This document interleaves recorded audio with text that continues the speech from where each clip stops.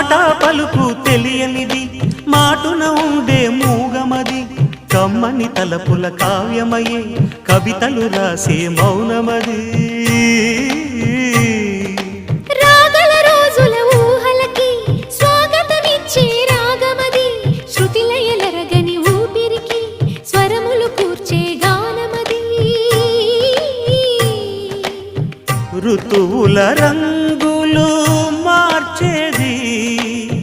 కల్పన కలిగిన మది భావం బ్రతుకును పాటగా మలిచేది మనసున కదిలి